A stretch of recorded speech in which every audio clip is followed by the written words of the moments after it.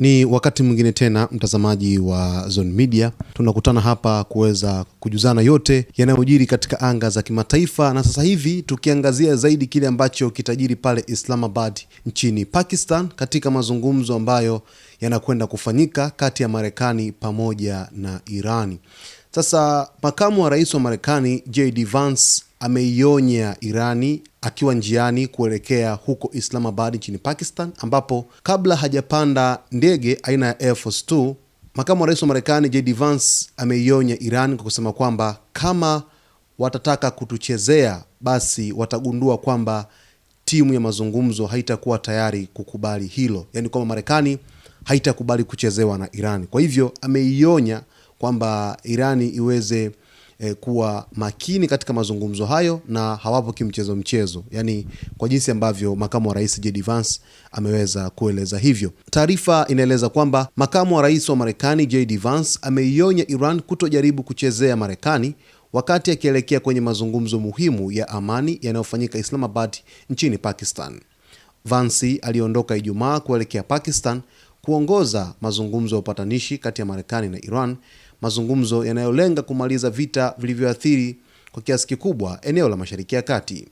Akizungumza kabla ya kuondoka ndani ya ndege ya Air Force 2, Vance alionyesha matumaini kuhusu mafanikio ya mazungumzo hayo.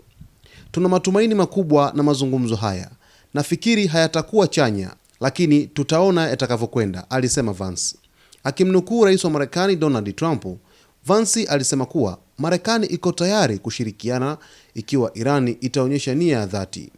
"Kama wa Iran wako tayari kujadiliana kwa nia njema, sisi pia tuko tayari kutoa mkono wa ushirikiano," aliongeza Vance.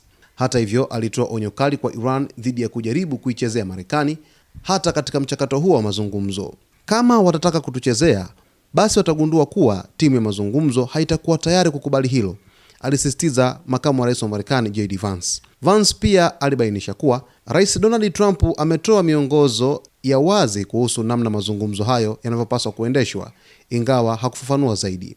Makamu wa rais hakujibu maswali ya waandishi wa habari waliokuwa wakisafiri naye kuelekea Pakistan. Ukifuatilia ripoti hii ambayo makamu wa rais wa Marekani JD Vance amezungumza kwamba rais wa Marekani Donald Trump ametoa miongozo ya wazi kuhusu namna mazungumzo hayo yanavyopaswa kuendeshwa, ingawa hakufafanua zaidi. Tayari Trump amekwisha elekeza kwamba mazungumzo yaende hivi na hivi, lakini Irani ndiye ambaye ameleta yale matakwa 10 ambayo Marekani inapaswa kuweza kuyatimiza wanapokwenda kwenye mazungumzo hayo. Yani tayari Irani inatamani yale mambo 10 ambayo katika mazungumzo yake yanayokwenda kufanyika pale Pakistan na Marekani yaweze kutimizwa mara moja haraka iwezekanavyo, ndipo ambapo kila kitu kitakwenda sawa sawia. Sasa tayari makamu wa rais wa Marekani JD Vance amekwisha toa onyo kwa Irani kwamba kama watajaribu kuweza kuichezea Marekani, basi kila kitu kitavurugika na watarudi kule kule ambapo wametoka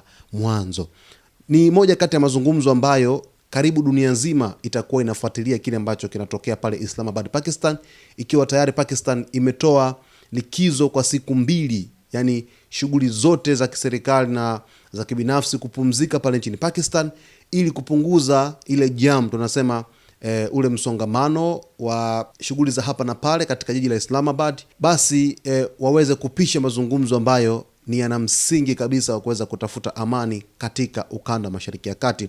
Waziri Mkuu Shehbaz Sharifu wa Pakistani ameplay part kubwa sana katika mazungumzo haya. Sifa zimwendee waziri mkuu wa Pakistan, lakini vile vile pamoja na jopo la viongozi wengine pale nchini Pakistan, pia na mkuu wa majeshi wameplay part kubwa sana kuhakikisha kwamba Marekani na Iran wanakaa chini kuweza kuzungumza na kuweza kuwashawishi basi waweze kutafuta amani ya kudumu katika ukanda wa Mashariki ya Kati, basi na dunia amani iweze kutawala kwa watu wote na shughuli za biashara ziweze kuwa salama salmini. Nilikuambia mtazamaji kwamba nitakuwa nawe bega kwa bega kuweza kukujuza yote yatakayojiri huko nchini Pakistan katika jiji la Islamabad. Cha msingi tu ni kuweza kuwa karibu nasi wakati wote, ni kuwa na bando lako tu la kutosha, lakini kuitegea sikio Zone Media wakati wote kupitia kwenye kifaa chako ambacho kinakuwezesha kutupata wakati wote.